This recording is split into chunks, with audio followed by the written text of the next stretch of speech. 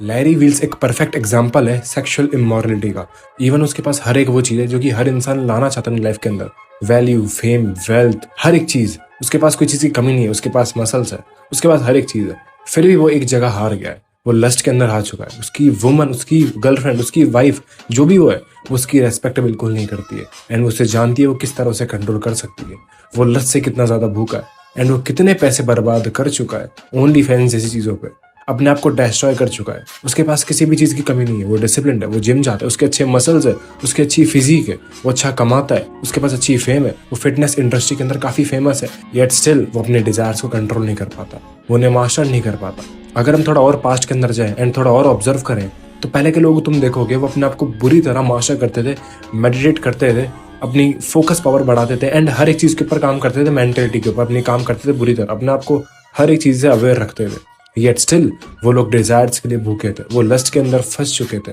उन्होंने इतना भयंकर मेडिटेशन करा, एक लेवल पर अपने दिमाग को मास्टर कर लिया, हर एक चीज ऑब्जर्व कर ली, एक लेवल का खतरनाक डिसिप्लिन मास्टर कर लिया, अपने एंटायर माइंडसेट को अलग लेवल पर ले गए थे। येट स्टिल वो लस्ट से डिस्ट्रैक्ट हो गए, वो काम वासना के अंदर डिस्ट्रैक्ट हो गए। एंड जो प्रतीक्षा उन्होंने करी थी, हर वो चीज जो उन्होंने करी थी अपनी मेंटल हेल्थ को सही रखने के लिए, अपनी मेडिटेशन पावर को बढ़ाने के लिए, अपने फोकस को बढ़ाने के लिए, अपने आप को नेक्स्ट लेवल पर लेके जाने के लिए, वो सब खत्म हो गई सिर्फ एक डिजायर के चक्कर में, लस्ट के चक्कर में। वो अपने आप को कंट्रोल नहीं कर पाए। जब इतने बड़े बड़े लोग ही कंट्रोल नहीं कर पाए, फेल हो गए, तो हम लोग तो क्या ही है। बट यही एक मेंटेलिटी होती है जहां हमें अपने आप को जानने का मौका मिलता है, जहां अपने आप को हम डील दे सकते हैं या फिर अपने आप को हम बिल्ड कर सकते हैं। बहुत सारे लोग हैं जो कि बुरी तरह डिस्ट्रॉय हो जाते हैं लस्ट के चक्कर में, अपने आप को खराब कर लेते हैं। तुमने ऐसे भी लोग देखेंगे जो बहुत गरीब है लेकिन लस्ट की भूखे हैं, जो पे कर कर लड़कियों को देखना चाहते हैं, उनका एक्सक्लूसिव कंटेंट बाय करते हैं, ओनली फैंस बाय करते हैं एंड उन्हें लगता है कि उनकी लाइफ के अंदर सिर्फ यही चीज है जो कि उन्हें खुशी देती है। एंड यही सारी सेम चीज भी हुई थी लैरी व्हील्स के साथ। उसने हर एक चीज अचीव करी, मेहनत करी, बिल्ड करी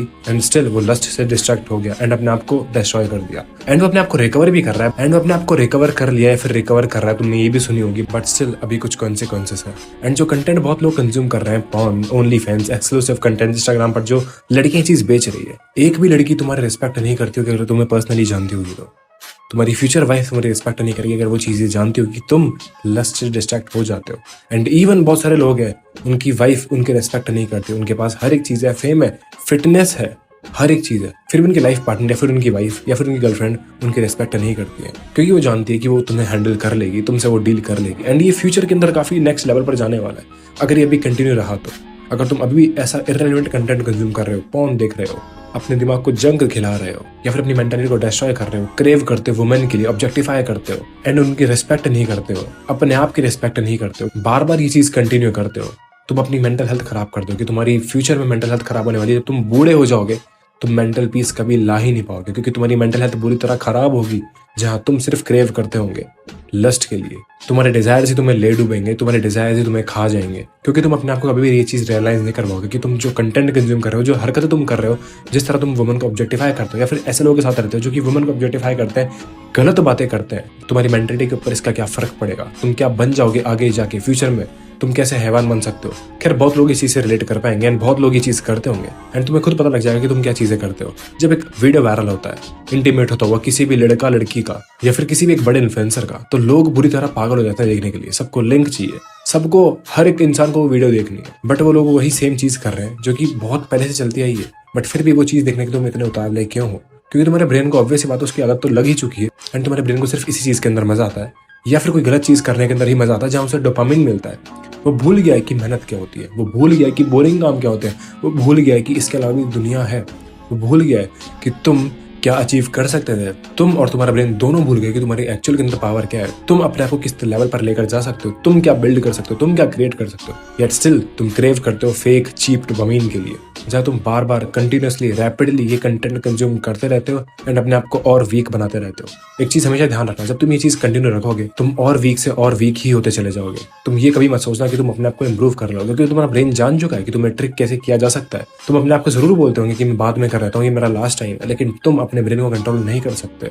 तुम अपने डिक को कंट्रोल नहीं कर सकते, तुम अपने आप को कंट्रोल नहीं कर सकते, क्योंकि तुम पॉर्न को या फिर ऐसे कंटेंट को या फिर इररिलेवेंट चीजों को या फिर इन चीप डोपामिन वाली चीजों को मास्टर कभी करे ही नहीं, इनको रियलाइज कभी करे ही नहीं कि तुम्हें क्या बना सकती है, तुम्हारी मेंटल हेल्थ पे क्या फर्क पड़ेगा, तुम क्या बन सकते हो एंड काफ़ी लोग अपने आप को डिस्ट्रॉय कर देते हैं इस चीज़ के अंदर। So that's why you have to understand this thing कि बड़े से बड़े लोग इस चीज़ के अंदर फंस चुके हैं। बड़े से बड़े खतरनाक लोग जो कि अपने आप को मास्टर करके बैठे थे, मेडिटेट करते थे, 2-2 4-4 दिन तक मेडिटेट करते थे। हमारे एंसेस्टर्स आज के टाइम पर एक अच्छा बंदा जो कि एक्चुअली के अंदर एक अच्छी फिजिक लेकर बैठा है, उसके पास मसल्स है, एक वेल्थ लेकर बैठा है, फेम लेकर बैठा है, वो इस चीज़ से डिस्ट्रैक्ट हो सकता है। तो ये कोई हल्की चीज़ नहीं है।